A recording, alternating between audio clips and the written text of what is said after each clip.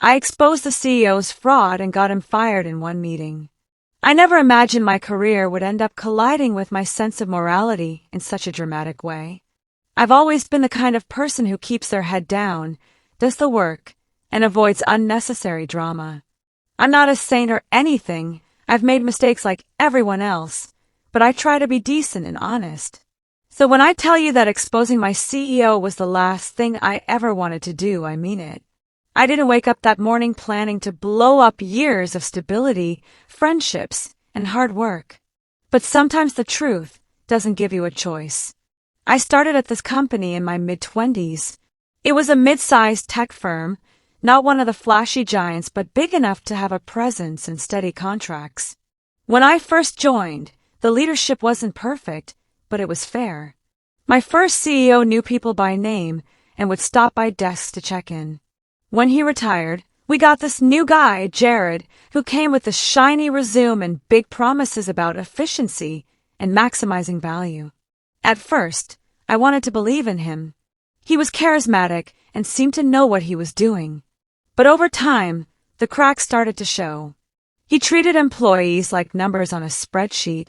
We lost some really talented people because he slashed benefits and refused to invest in development. He cut corners on everything. But he always seemed to find room in the budget for his own bonuses, new cars, and these extravagant dinners with clients that seemed more like ego trips than business strategy. I didn't like it, but I told myself it wasn't my job to police him. My job was to do my work and keep my head down. Then I stumbled onto something I couldn't ignore.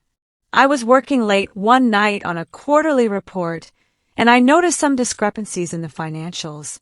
At first, I thought it was my mistake. I triple-checked formulas, traced back numbers, and finally realized it wasn't me. Some revenue lines had been artificially inflated. Money from one quarter was being shifted into another to make it look like growth was constant. I flagged it quietly to the finance manager, and that's when she gave me this look that made my stomach drop.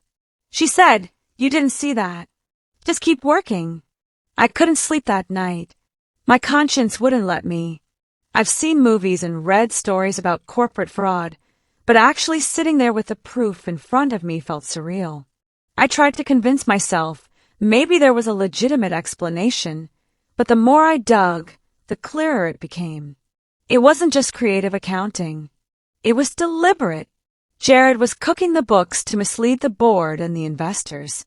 I spent the next couple weeks quietly collecting everything I could. I saved spreadsheets, emails, invoices, all of it. Every time I found more, my anxiety doubled. I kept imagining him finding out what I was doing and ruining my life. But the idea of staying silent was worse. If the company tanked because of his fraud, hundreds of people would lose their jobs. Families depended on those paychecks.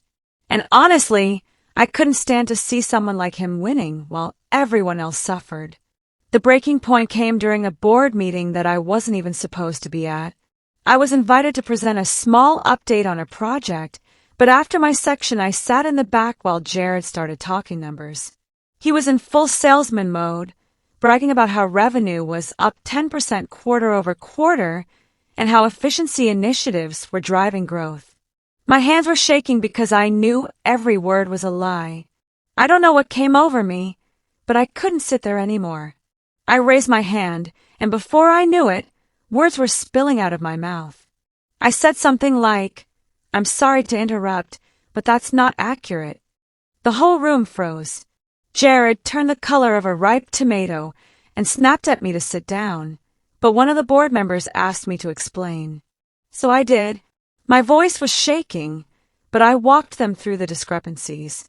I showed them how revenue had been shifted across quarters, how expenses were hidden, how contracts were misrepresented. I pulled out printed documents I had brought just in case. The more I laid out, the quieter the room got.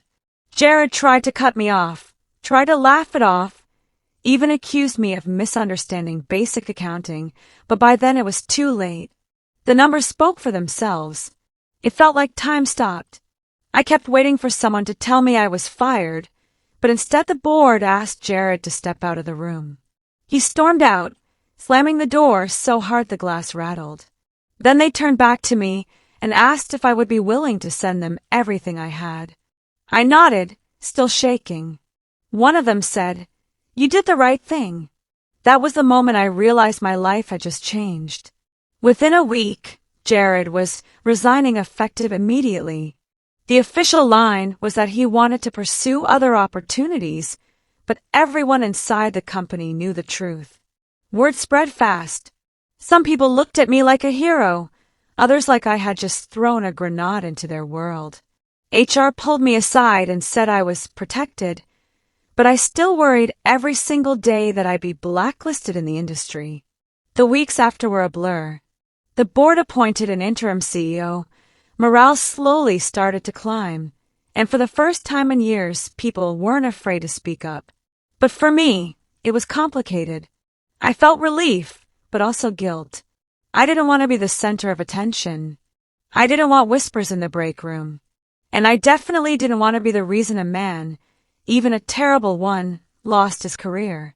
But then I'd remember the lies, the bonuses he gave himself while cutting staff pay, the families he would have left high and dry if the company collapsed. That's what keeps me steady. I didn't destroy him.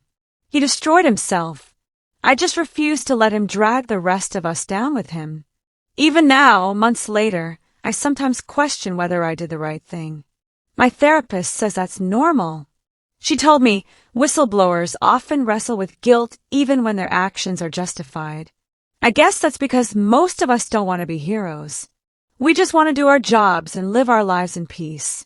But sometimes life puts you in a position where doing nothing feels like complicity. And when that happens, silence isn't really an option. I don't know what's next for me. Part of me wants to leave the company and start fresh somewhere else, where I'm not that person who exposed the CEO. But another part of me thinks maybe I owe it to myself to stick around and see if this place can truly change. For now, I'm taking it one day at a time. What I do know is that I'll never forget that meeting, the feeling of standing up even though my knees were shaking, and the silence in the room when the truth finally cut through all his lies. It was the scariest thing I've ever done, but maybe also the bravest.